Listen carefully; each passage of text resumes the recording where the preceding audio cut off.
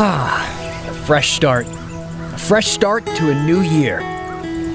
2020 is long gone. It's behind us. Days are getting longer. More people are getting vaccinated. The federal government may have lied to us about a stockpile of shots. Wait, what was that last one? This is deception on a national scale. Oregon seniors get the rug pulled out from under them as the wait for a vaccine for all of us gets kicked down the road. So, yeah, Happy New Year, I guess. Whatever. Here's the story. Hi, Dan Haggerty. It's Friday. Welcome to the story. Got the information at the bottom of your screen there of all the ways we want you to reach out and talk to us. Bet you have a lot to say. Use that hashtag HeyDan on Twitter. You can email us at thestory@kgw.com. Find me on Facebook and Instagram and whatever else you use. So what was the phrase we kept using in 2020? Unprecedented. This is unprecedented. Well, I kind of already have my slogan for 2021. I know it's early. Who cares? I'm going to go with I'm shocked, but not surprised. Print up the T-shirts. See, this morning, I woke up to this tweet from the governor saying that the federal government lied to us about vaccines that were supposed to be sent to the state. I was shocked, but I wasn't surprised. The OHA said that out of this federal stockpile, this excess of vaccines, we were supposed to get an extra 200,000 doses, but instead we're getting an extra 0,000 doses. That is a net loss of every single dose we were expected to get from this surplus that actually didn't exist, apparently. So everyone out there who is 65 years old or older, people who thought they were getting vaccinated next week, you're not. Shocking news, I know. But are you, you know? All right, here's the deal. Obviously, this is the biggest story of the day, and it is our big story. And we know you have a ton of questions, and we want to get through the basics first. So we might reiterate a couple of things here. Here's how it all went down. See, earlier this week, Oregon expanded who could get a vaccine after the feds said we were going to get a bunch of extra doses from the federal government to the state of Oregon. But then this morning, news that that stockpile of extra vaccines isn't really a thing, that it doesn't exist. That meant today, Oregon had to rework our vaccine priority. Now, here's a look at the new timeline as it stands right now. Teachers and child care providers, you will still get vaccinated starting next week. So not a real change there. But seniors, this is where things get different. You now have to wait until next month, and you're not all going to go at once as we were going to do prior to this news coming out. Those of you 80 and older can start getting shots February 8th. Then the next week, it's going to be seniors 75 and older. The week after that, seniors 70 and older. You see how this is working? Then the next week, everyone's 65 and older, and that will bring us all the way to the first week of March. That's also a very optimistic timeline. See, the Oregon Health Authority thinks it could actually take 12 weeks to get all the seniors vaccinated, and that would actually take us to the end of April. Now, Pat Doris has been on this story all day, and I needed him to clear up a couple of questions that I know we all have. Okay, Pat Doris joining us now. Pat, let's start at the very beginning here. Explain to me what you know about why this happened or how this all happened. Well, it goes back to earlier in the week when the federal government said, hey, we are not going to stockpile this vaccine anymore. We're going to push it all out to states to get as many people vaccinated for the first time as fast as we can. And so in Oregon, the governor and the Oregon Health Authority said, wow, that's great. Well, based on what they've set out in the past, we think we're going to get about 200,000 extra doses. What could we do with that? Oh, my gosh, we have this big conflict between teachers, about 100,000 of those and their staff, and then seniors, about 700,000 of those. We could let them both start getting vaccinated at the same time. So that was the plan. And then last night, the governor and the OHA discovered, whoops, there is no stockpile. That 200,000 doses that they thought were coming are not coming now. And the governor said that that was a lie, that the federal government essentially lied to the state. She said that the federal government knew they didn't have these vaccines and said they did anyway. What do we know about that accusation? Well, the governor definitely said that, and Ron Wyden basically said the same thing. And he had an interesting point. He said, I don't know if it's lies or if it's just incompetence, but it's definitely unacceptable. So I don't know what the true inside thing is, if somebody went and looked at a shelf and even though it was empty, pretended that it wasn't, or if they assumed that it was, or I couldn't tell you, but it's definitely thrown a kink into the governor's plans. Now, just because we're not getting this surplus of vaccines that apparently doesn't exist, we are still having vaccines shipped to the state, correct? So can you tell us a little bit about that and where we stand when it comes to actually getting people vaccinated here? Right. Well, there are shipments that come in every week, and the OHA decides where they're going to go. And so that is continuing. This was going to be a supplemental thing that would be on top of everything else. And frankly, the state has been doing a reasonable job now at ramping things up. They said in early January, there was like 5,000 people in one day that got vaccinated. But just 2 days ago, on the 13th, there was something like 13,000 people that got vaccinated in one day. So it is picking up. We're seeing things like the mass vaccination down in Salem, which has been extremely successful. And I think in part because of that, the 4 major hospital systems in Portland are now going to coordinate and work out of the Oregon Convention Center. They're starting a mass vaccination event next week. They say they could do about 5,000 people a day to begin, but if they get enough supplies, they believe they can ramp that up to 25,000 a day, which would be spectacular. Yeah, let's not forget about the progress we are making. Pat Doris, thank you so much. Now, this has been, let's just call it a heck of a week for all of us, especially anybody who is 65 or older. And as Pat just told us, they are once again being bumped in the vaccine line. And before I start getting all these emails saying that teachers didn't bump seniors, they did. They did. Now, this is on the governor's orders, but they did. It's not something you should take personally, but it's a fact. Kristen Severance talked to an expert, though, who said that the state does need to do a better job of explaining why these decisions are being made. I was very disappointed, of course. I want all us old senior people to be able to get vaccinated. And it's infuriating. I can't imagine what happened. I mean, they thought there were vaccines and suddenly there aren't. It doesn't make any sense. Sarah Thomas and other people 65 and up can no longer receive their COVID vaccine starting January 25th. I don't know why we wouldn't be able to start. They haven't been using everything to date, right? Isn't that the case? Let's get a game plan going now and actually start vaccinating. Oregon health authorities, Pat Allen, said the plan to include them was completely dependent on receiving an increased amount of vaccines from the federal government. The state learned Thursday that wouldn't be happening. There was no reserve to pull from. Teachers will still get vaccinated starting January 25th. The state expects to start vaccinating people 80 years old and up February 8th. Courtney Campbell is an expert on the priorities of vaccine distribution. He said the state has done a good job explaining why people from marginalized communities need to be considered. That's why they created a 27-member committee to help decide who comes next. Now, Campbell said, the state needs to do a better job of explaining why teachers bumped seniors. And right now, the principle of health equity, which is the only principle they've articulated, doesn't get you to prioritize K through 12 teachers. So there's other kinds of rationales that need to be articulated. Maybe they're just purely political. Maybe they're just a lot of lobbying and so forth. But at least, provide some articulation to the public about what is driving the prioritization of groups within the state of Oregon. The state plans to vaccinate 75 and up starting February 15th, 70 and up February 22nd, and 65 years old and up starting March 1st. It's not that I don't appreciate what teachers do and that I feel they're very valuable, but as someone said the other day, they won't die from this, and I really feel like I will, because my asthma is very bad from childhood. So it's disturbing, and I feel like we get put back because maybe we're not as important. Kristen Severance, KGW News. Now look, for a second, let's just stay on this for 1 minute, because I do want to get into a bit more detail about this strange feud that I'm noticing between seniors and teachers. And I get messages about this almost every night. Let me give you an example of a few. See, Sean tweeted us and said, "Hey Dan, why are teachers going before seniors for vaccination?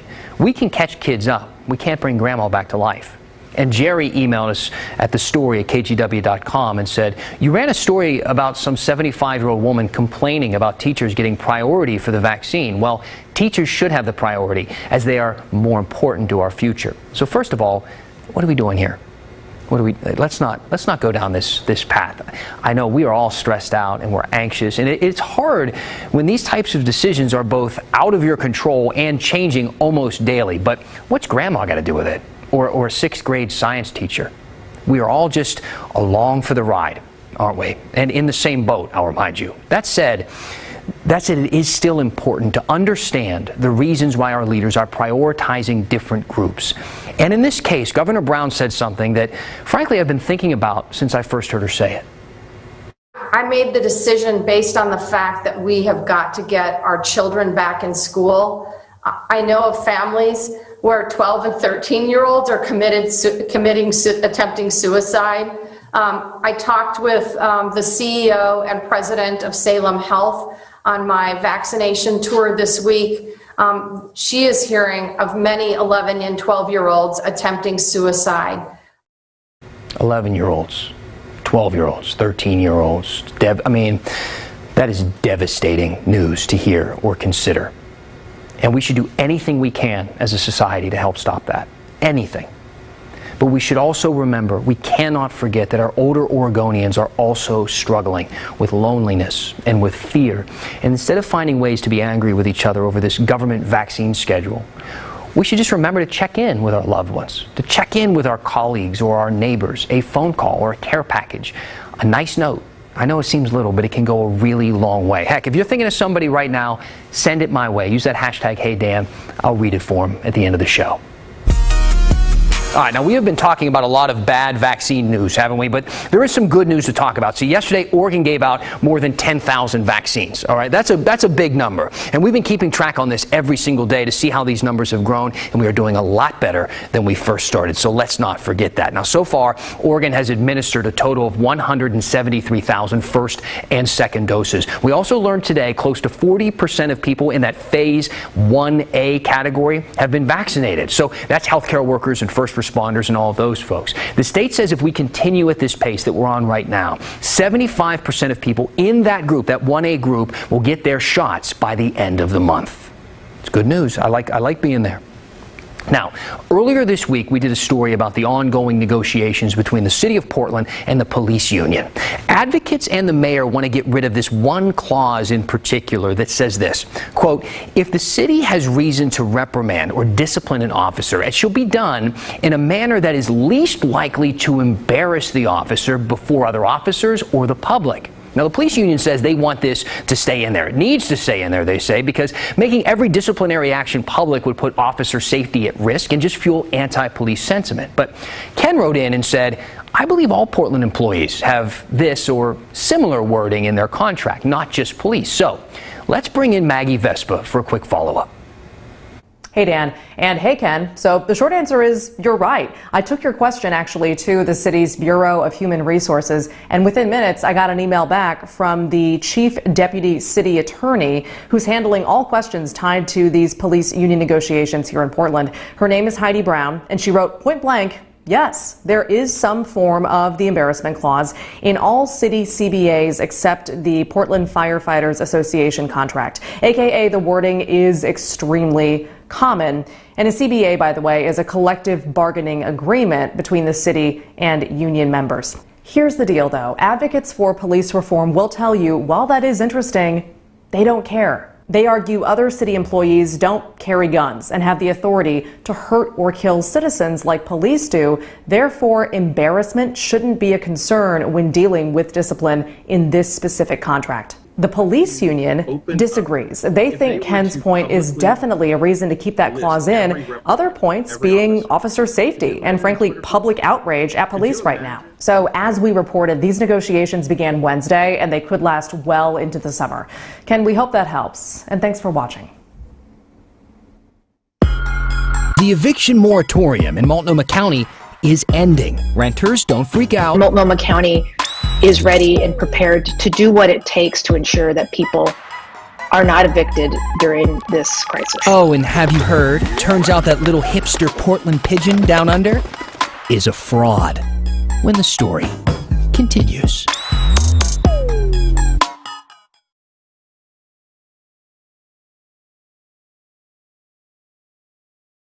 Hey, welcome back. We talk about the hashtag HeyDan on Twitter a lot, but we're also on Instagram. I don't know if you follow us on there. We post a lot of clips from the show. In case you miss anything, you can search for The Story KGW. I'm on there too, Dan.Haggerty. Easy to find. Now, we get a lot of emails from you guys too, and a lot of them are about the homeless crisis that we're dealing with still right now, of course.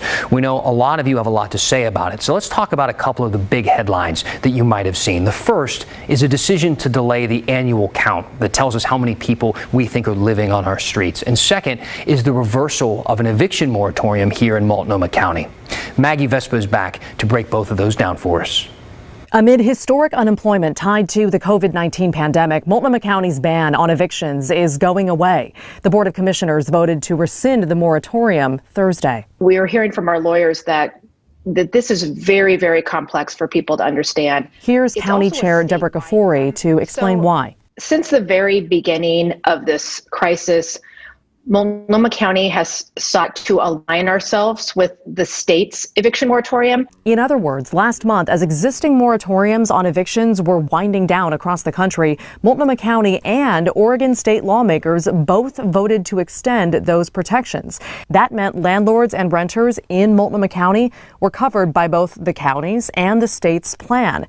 But advocates worried about what pulling the county's plan would mean for renters here, like Malicia Torres, who we interviewed last month. Families with kids without food and no money for the rent. In short, Multnomah County's moratorium was more robust than the state's. It gave renters, for example, 6 months after the moratorium expires to pay back rent. The state's does not. Kafoury urged people not to worry, noting the state's moratorium protects all Oregon renters until this summer. By then, she hopes to have more federal housing funding rolling in from D.C. Our folks are combing through Biden's plan, and I am in close contact with all of our congressional delegation. I believe that this new administration understands that we are in a crisis. At the same time, the county is making use of one last gift from the Trump administration. Last year, the U.S. Department of Housing and Urban Development offered to let counties postpone mandated head counts of homeless people due to concerns about COVID. These point-in-time counts are usually a requirement for counties to get federal funding, and Multnomah was due to conduct theirs this month. But at the last minute, county officials announced they will delay until next year. We don't want to introduce COVID to folks who are vulnerable, who are unsheltered. That's our biggest concern. HUD has promised federal funding won't be impacted. The downside, officials admit, some data tied to homelessness, including stats on the growing number of people camping on our streets, won't be available until at least 2022. Maggie Vespa, KGW News. I know there's a lot going on right now, but it's about to get even busier with the Oregon legislative session starting next week. And you guessed it, the pandemic is going to be the top issue. That's the main thing they're going to be talking about. There's an entire subcommittee dedicated to COVID-19, but there are a lot of other big issues in this session, and they're all pretty much a response to, everything that happened in 2020. So focusing on the state's economic recovery as well as wildfire recovery for all those areas that got burned last summer. Racial justice is still a big focus with the subcommittee devoted to equitable policing. It's also a redistricting year. Now, this happens every decade after the census, and it's up to lawmakers to redraw all of the district lines for both the state legislature and Congress. And Oregon is expected to get a new congressional district for the first time since 1982. So, since so many people have moved here in the past 10 years, that's what happens.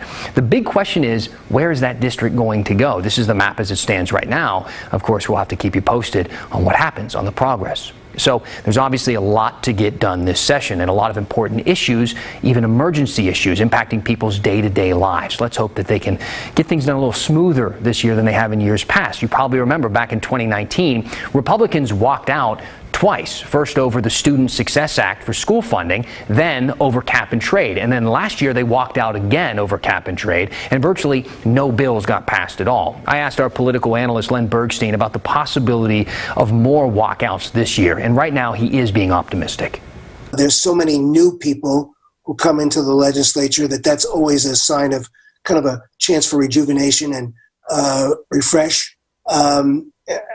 I think we have some particularly very top-notch people who have kind of been elected as newcomers to the legislature, and I'm waiting for them to assert themselves into the policy-making process. I just again, the optimist in me says that now that people have touched the stove and they've seen how much you can get burned if you go beyond just gaming the system and trying to get a little advantage, but you try and set out to break the system's rules. I think people are going to kind of back away from that. I think there's more opportunity, I think, for a chance for Oregonians to work together in the legislature than maybe was shown last year with all the walkouts and whatever. So I'm hoping for something better. We all are. And the session starts Tuesday, and a lot of the meetings will be virtual because of COVID. But we know the Senate is delaying in-person floor meetings until next Friday, and that's because of threats of violence at the Capitol during Inauguration Week. Now, if you were watching us yesterday, you know we had a lot to say about this pigeon that apparently hitched a ride from Oregon to Australia, then faced near certain death at the hands of the Australian government. We imagine the pigeon looked a little something like this, considering he was a local guy, but it turns out we were all lied to. You hear me? The pigeon is not from Oregon after all. In fact, we're learning now he's probably not even American. But there is some good news. That means our feather friend gets to live. This particular pigeon had this leg band on that was identifying it as an American racing pigeon, and that's what tipped off the Australians to begin with. But a rep with the American Racing Pigeon Union, yes, that is a real thing, and no, we don't have time to get into it, but they say the band is fake, that it's counterfeit, that it's untraceable. But the pigeon is not American, and it's not a racing pigeon. And Australia's agricultural department agreed with this. So Joe the pigeon, named after Joe Biden for some reason, has been deemed highly likely to be Australian, therefore not a risk to biosecurity. A pigeon rescued in Melbourne cleared some of this up. They said that pigeons with American leg bands actually aren't really that uncommon in the area, that those bands are easy to purchase online, and local pigeon breeders will then buy them to keep their own record keeping. As for the bird with the same tag number that disappeared from Oregon back in October, that's why everybody thought that the missing pigeon was the Australian pigeon. Well, apparently they're not the same, and the pigeon that was in the race here was just kind of a dud, that it didn't even finish the Oregon race. And according to the race organizer, wasn't valuable enough for anyone to steal its identity. Ouch. That's painful. That hurts. Sorry, pigeon. We know a lot of you are big fans of our Inside Woodlawn series. Well, we've been sharing those stories with you right here on the show for a while, and it seems that a lot of people are about to go inside Woodlawn, like the entire country. We're going to finish the story with this one right after the break.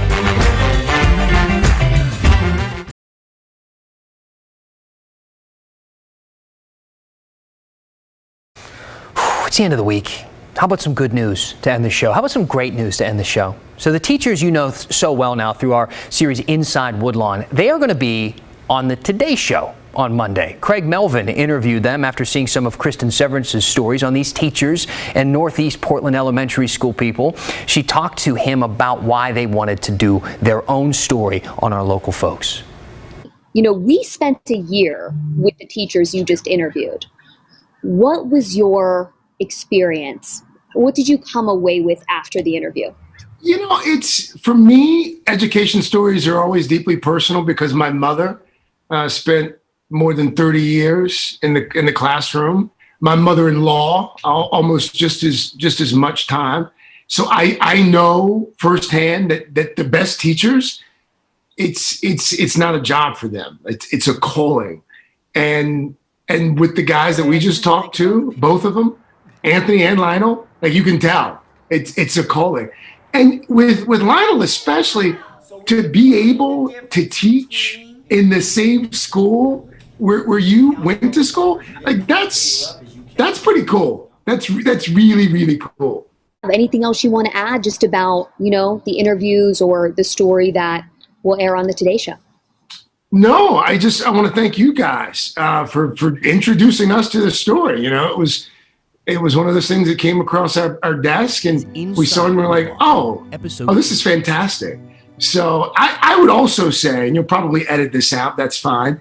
I hope your viewers and or listeners appreciate the 1 year commitment. There are not a lot of local TV stations that have the resources or the willingness to commit those resources to a year-long story on education these days. So kudos for good journalism.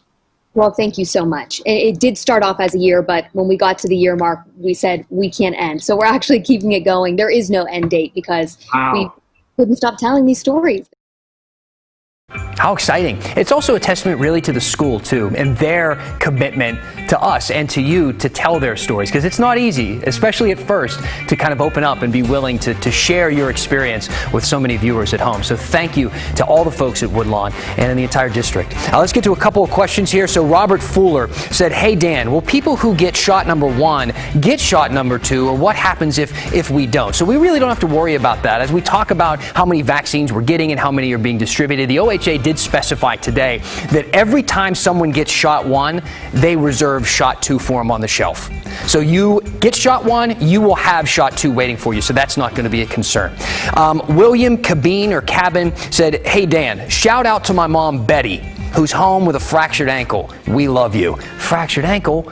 That's a bummer. Well, I hope you can enjoy at least a half hour with us. I'm sure there's some other ways that you can enjoy yourself too. But that's tough. That's a double whammy. Hi, Betty. Hope you feel better soon. And then real quick, some people noticed a little bit of a typo at the very beginning of the show. We had a full screen up covering the screen about the new vaccine timeline. We had January 25th. You know, teachers and childcare workers will get the vaccine. And then instead of writing February, we wrote Brewery 8th, seniors 80 and older. I think that was one of those Freudian slips from our producer Stephanie, who's maybe wanting a few breweries herself after a long week. I might have a few breweries too. It's Friday. Have a good one. I'll see you on Monday.